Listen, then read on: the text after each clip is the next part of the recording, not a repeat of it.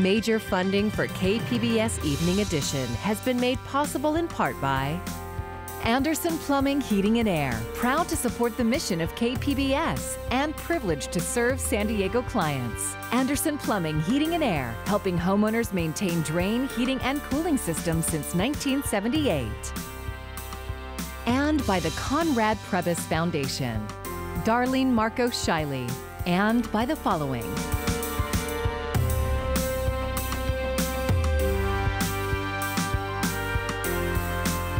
And by viewers like you. Thank you.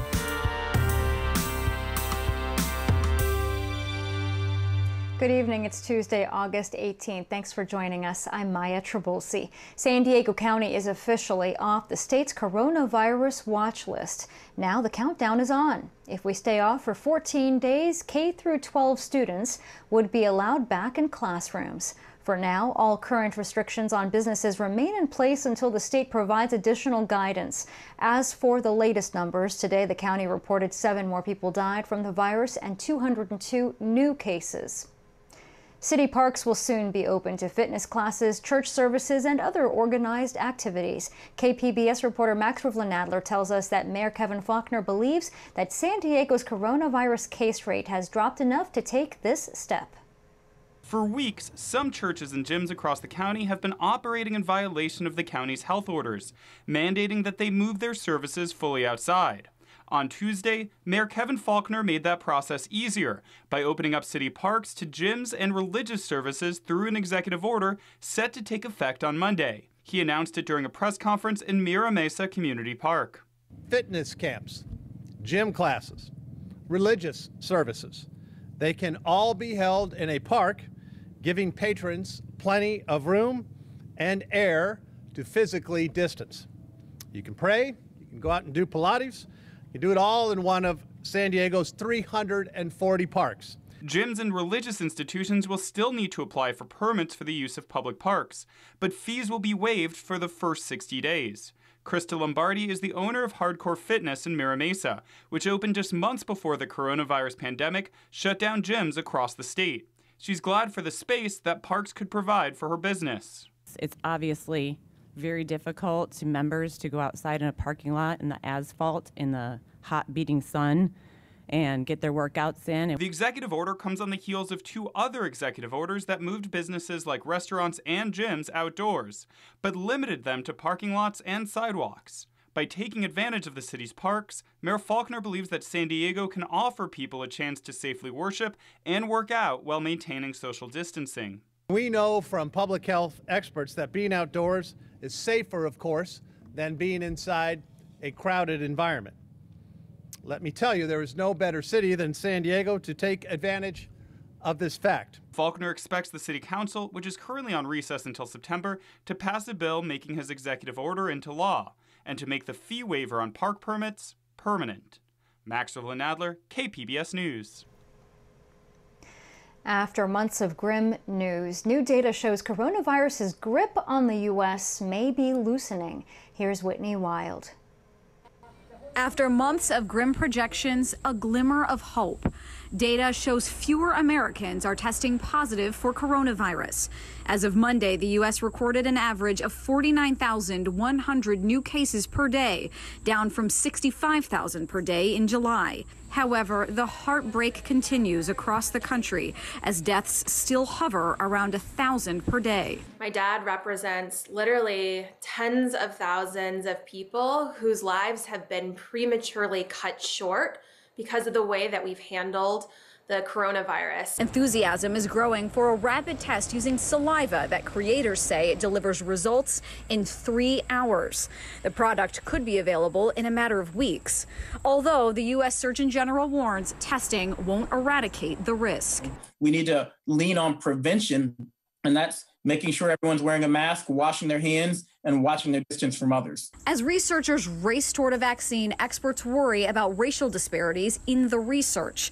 According to the COVID-19 Prevention Network, people who are Black or Latino compose only roughly 10% of the entire testing pool in clinical trials, despite contracting and dying from the virus at higher rates than other demographics. It's a major trust factor And they're going to have to reach out, and they're going to have trusted messengers.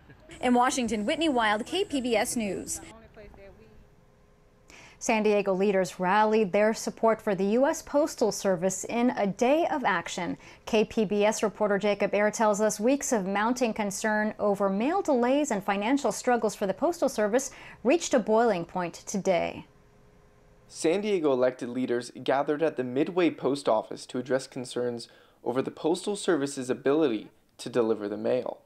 San Diego Congresswoman Susan Davis said the role of the post office affects all Americans. Suddenly, blue mailboxes have disappeared, sorting machines have been turned off, postal workers have been told to go home and let mail pile up on tables, post office have closed during lunch, and these actions hurt everyone. Fellow congressional Democrat Mike Levin, who sits on the House Committee on Veterans Affairs, said slowing of mail service directly impacted people's lives.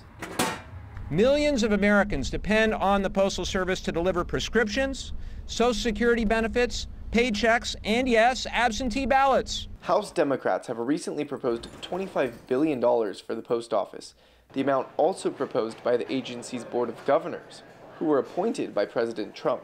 That's going to affect the running of the United States Postal Service. Without that stimulus money, the Postal Service literally can be out of money here within the next 4 or 5 months. So that is what's critical and urgent right now. Postmaster General Louis DeJoy, a Trump appointee, also announced today he will suspend controversial changes instituted for the post office until after the November election. Later this week, the House will return to session to vote on legislation that would prohibit implementing any changes to service that had been in place on January 1st of this year. Jacob Air, KPBS News. For the first time in 20 years, some San Diego neighborhoods might experience blackouts as a historic heat wave presses on. Today, the state system operator has declared a Stage 2 emergency. Stage 3 is when outages happen. But KPBS SciTech reporter Shalina Chatlani explains outages will depend on how well customers conserve energy. California is hot. It's so hot that people are staying inside, using resources like air conditioners and other appliances at home. That's putting a lot of demand on our energy grid. And California electricity operators say there's not enough power. We're not out of the woods. The situation is still really critical. We need everybody to continue to do their part to conserve energy. Many Californians already experienced blackouts on Saturday and Sunday, but Gao says customers stepped up and started saving power, avoiding another outage on Monday. So it's unclear, even though the situation is still critical, whether more outages are coming. This has many San Diegans asking, how do I know if I'm going to be impacted? Gao says the answer is simple. There's a list.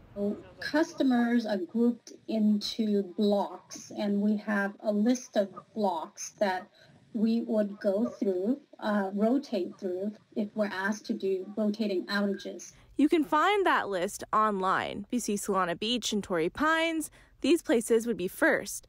Gao says the utility does it this way so customers don't face another blackout until the utility has to cycle through the list again. Critical facilities like hospitals and prisons are exempted. So are high fire threat districts. Shalina Chatlani, KPBS News. California's power grid managers are under fire for calling for the first rolling blackouts since 2001. The governor is investigating, and critics are blaming the California Independent System Operator for failing to do their job. A former state utility regulator, Loretta Lynch, argues there are plenty of electricity reserves. And so the utilities have already bought up to 100% of the expected peak, plus 15% more. The ISO just won't use this for no good reason. And that's what they should be explaining to all of California. And Lynch wants more transparency. UC Berkeley energy economist Severin Borenstein sits on the grid operators board. He says the only failure by operators was failing to give enough notice before the lights went out. This historic West Coast heat wave and sustained high winds have prompted Governor Newsom to declare a statewide emergency to help fight fires burning across California. The governor says the state is deploying every resource available and working closely with federal and local partners. Earlier this week, he secured FEMA grants to bolster the response to fires burning in Napa, Nevada, and Monterey counties. Here in San Diego, recreation centers, libraries, and other public buildings are opening as cool zones to give people a break from the hot weather. The 5 locations on your screen will be open from noon to 5 p.m. through Sunday. You can find additional locations operated by the county at the website coolzones.org. San Diego County businesses are pleading for help, asking for more than $500 million in aid from the county because of the pandemic. But KPBS reporter Matt Hoffman tells us the county doesn't have anywhere near enough money to give everyone what they want. More than 4,400 San Diego County businesses and nonprofits are asking for more than $650 million in economic aid due to the pandemic. It's just very telling with the amount of applicants and the amount of dollars requested, the heavy hit this has had on our businesses and economy. The problem is the county has just over $20 million in grants to hand out. So many requests and so little money. The stimulus grants come from CARES Act dollars and are being distributed by supervisor districts, meaning each of the 5 districts has about $4 million in grant money. In County Supervisor Jim Desmond's District 5, just under 1,000 businesses are asking for a collective $182 million. I think we figured out, though, if we were to give everybody the same amount, that'd be like $4,500 each. Desmond says he's going to try and help as many businesses as he can, and he isn't planning on giving grants above $50,000. You know, what I'm looking for and looking at is, you know, businesses that have been forced to close, you know, restaurants and things like that. They've been forced to close and reopen and close again. You know, a lot of those are salons and gyms and places like that. Across the county, restaurants and the food and beverage industry in general make up a large chunk of the applications. Officials are also seeing childcare centers, dental offices, private practices, and retail stores asking for aid. Manufacturing, construction, the whole gamut. I mean, financial institutions, cleaning services, nonprofits. Desmond would also like the federal government to provide more economic aid. The government shut them down, and now the government doesn't have the resources to help them stay open or limp along here. Here's a breakdown of applications for the Small Business Grant Program countywide. Supervisor Greg Cox in District 1 has received at least 455 applications totaling $78 million, while Supervisor Diane Jacob in District 2 has received at least 747 applications totaling $88 million. District 3 Supervisor Kristen Gaspar has gotten at least 929 grant requests totaling $129 million. In District 4, Nathan Fletcher's office has at least 1,200 applications asking for a combined $178 million. And in Desmond's D5, there were 940 applications totaling $182 million. Applications for relief in Gaspar's District 3 and Fletcher's District 4 are open through mid-October. Supervisors will have to approve allocations in each district, something that could happen as early as next month. Matt Hoffman, KPBS News. Amazon is bringing jobs to San Diego. The retail giant announced plans to expand its offices in 6 cities, including San Diego. The company wants to add 40,000 square feet of office space, but they didn't reveal where that would be. The expansions will add a total of 3,500 new jobs, with 200 of those jobs coming to San Diego. The company said it expects to hire for a variety of roles, from software engineers to data scientists. In California, Amazon employs 90,000 people. The stock market hit its first record close since the pandemic started. The S&P 500 closed at an all-time high, capping off a 51.5% rally that began in late March. Today's stock session unofficially ended the bear market by one measure. That makes it the shortest in history at just 1.1 months.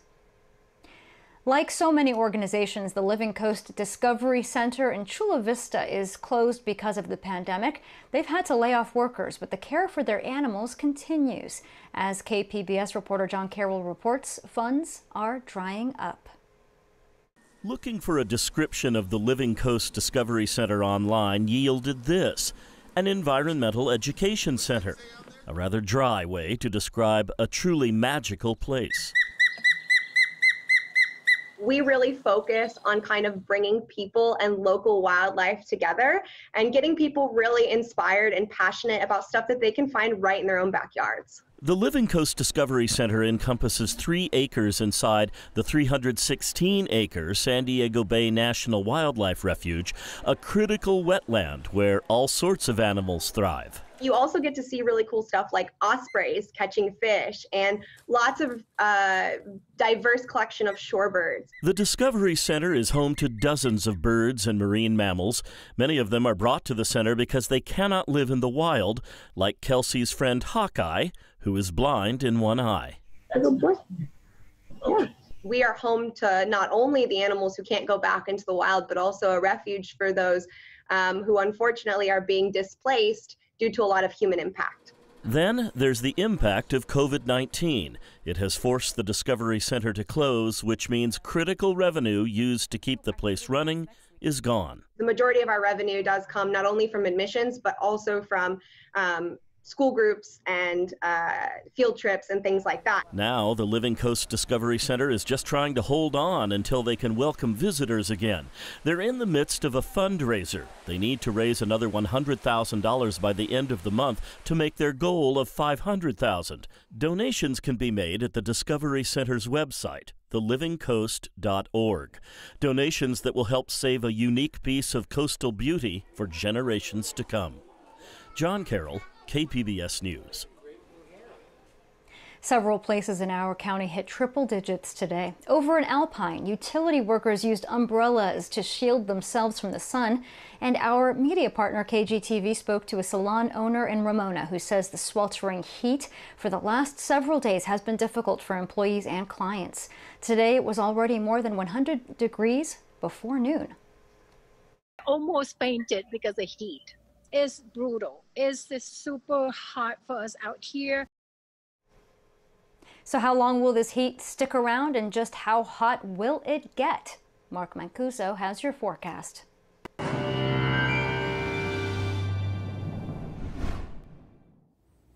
As we take a look at our weather headlines, really not changing very much. Tolerable temperatures near the coast, but once you get just a little bit inland, it's really hot. Dangerous heat with us for a couple of more days.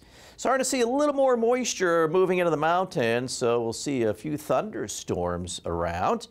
And as we take a look towards the end of the weekend, there may be some changes coming temperature-wise.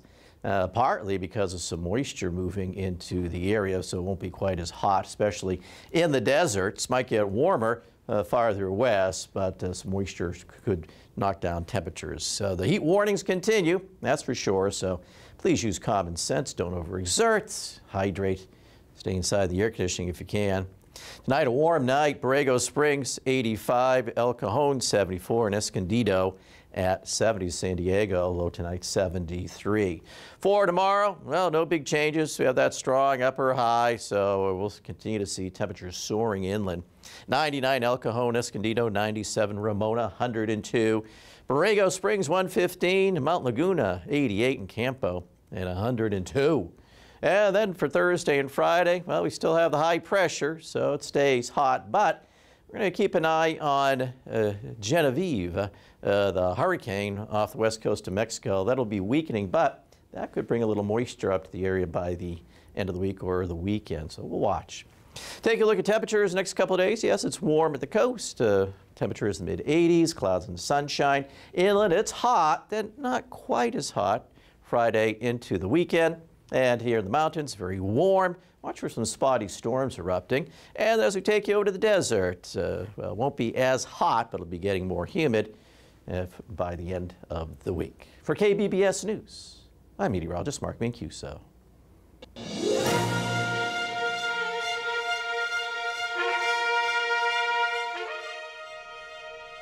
Former President Bill Clinton and former Second Lady Jill Biden are set to give remarks on the second night of the Democratic National Convention.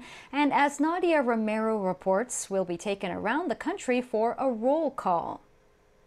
I want change. I mean, I want a new president. So this is personally important to me, too. No stranger to campaigning, with her husband of 42 years, Dr. Jill Biden, expected to be a standout in night 2 of the Democratic National Convention. Tonight's theme, Leadership Matters. Fellow speakers include rising Democratic star Representative Alexandria Ocasio-Cortez and party staples, former President Bill Clinton and Senate Minority Leader Chuck Schumer. One of the things I'm going to touch on is immigration. I feel it passionately.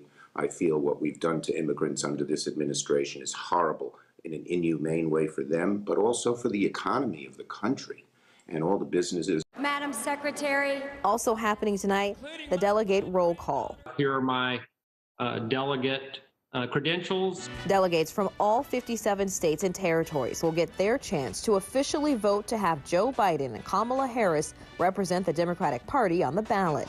Once again, this time it will be virtual to avoid the massive crowds usually packed into a convention hall for that moment. We can't do it like we did in 2016. That's just not realistic. Senator Schumer hopes it's not just the delegates voting for Biden come November. We cannot be complacent in any way, and we have to remove Donald Trump from office and put Joe Biden in and get America moving. In Washington, I'm Nadia Romero reporting. And we're carrying the PBS NewsHour coverage of the Democratic National Convention on K1, KPBS, and we will also carry next week's Republican National Convention. While the Democrats hold their convention, President Trump is targeting voters in key battleground states. Today, he was in Yuma, Arizona, his second trip to the border town in 2 months. We now have the most secure border we've ever had, and it's only going to get better. And we want people to come in, but we want them to come in through merit, right? And we want people that are going to come in and going to love our country, not hate our country. The president also got an update on the construction of the border wall, which was one of his campaign promises in 2016. It has been 100 years. Today marks the 100th anniversary since American women won the right to vote. Specifically today, August 18, 1920, is when the 19th Amendment was ratified into the U.S. Constitution. Tennessee was the final state to ratify the amendment. Women of color, however, were prevented from voting for decades, up until the Voting Rights Act of 1965. And President Trump commemorated the anniversary of women's right to vote today by signing a proclamation making August National Suffrage Month. Trump also said he would sign a posthumous full and complete pardon for Susan B. Anthony. She was the leader of the national suffrage movement, and in 1872 she was convicted of voting in that year's presidential election. That's almost 50 years before women could legally vote. There's evidence that the coronavirus pandemic is not just a medical crisis, but a political one too. And too often, the politics can drag the medicine down and in some cases even rip families apart. Miguel Marquez reports. Ryan Sandstrom, husband and father of 4, got so sick with the coronavirus. My fear when I was in quarantine is I don't know if I've hugged my wife for the last time, which is really hard to think about. And I was really, really grateful when I got to be with them again. Life's good. For 17 days, Sandstrom held up in a room in their home, meals served on paper, trash piled up. When he finally emerged, he hugged the kids. Oh, hi. He hugged his wife and sobbed. It was terrifying to think. There were some times where it was like a 5-hour stretch where you slept in the middle of the day, and I just kept poking my head in the door like, is he still breathing? Is he still okay? Early on, the Sandstroms took the virus seriously. Then, like many Americans, stopped paying close attention when they felt the virus became political. I think my mistake was assuming that just because people had made it political, that therefore it was wrong. So what I realized, that this is genuine, this is real, this is not some made-up thing. The virus attacked Sandstrom's lungs. Every time I would breathe in, it felt like there was an ice pick just stabbing in my lungs. Then it attacked the lining around his heart, swelling it. You thought you were having a heart attack? 100%. Yeah. So I had radiation down my left arm and a little bit of numbness down my left arm. Right. And chest pain. Sandstrom, only 36 years old and healthy, no underlying conditions. He still has lingering health effects from the virus he thinks he gave to his wife, but she suffered only mild symptoms. Why do you think you got so sick? That is the million-dollar question. Cases like Ryan's, still a mystery. But yeah, we're seeing it in young, healthy patients, and it's setting it off, and we're not sure why. Prevention is the best way to treat this. The best way to not worry about it is to not get it. The Sandstroms speaking to us in the hope others will avoid what they suffered. I feel like there are still some that don't believe it's as bad as it can be. I feel like there's some that just blame the politics of it. The virus is real. I'm a healthy guy, and it really beat me up. So much. A hard lesson. The Sandstroms today, closer, stronger, more alive than ever. And here's an update on our top stories. The countdown is on now that San Diego County is officially off the state's coronavirus watch list. If we stay off for 14 days, K through 12 students would be allowed back in classrooms. For now, all current restrictions on businesses remain in place. As for the latest numbers, today the county reported 7 more people died from the virus and 202 new cases. Local Democratic congressional leaders gathered at the Midway Post Office as part of a day of action to save the U.S. Postal Service. They're concerned over cuts and changes that critics say could hamper election ballot service, prescription, and Social Security check deliveries. You can find tonight's stories on our website, kpbs.org/evening edition. Thank you for joining us. I'm Maya Trabulsi. Have a great evening. Major funding for KPBS Evening Edition has been made possible in part by Anderson Plumbing, Heating and Air, proud to support the mission of KPBS and privileged to serve San Diego clients. Anderson Plumbing, Heating and Air, helping homeowners maintain drain, heating, and cooling systems since 1978. And by the Conrad Prebys Foundation, Darlene Marco Shiley. And by the following: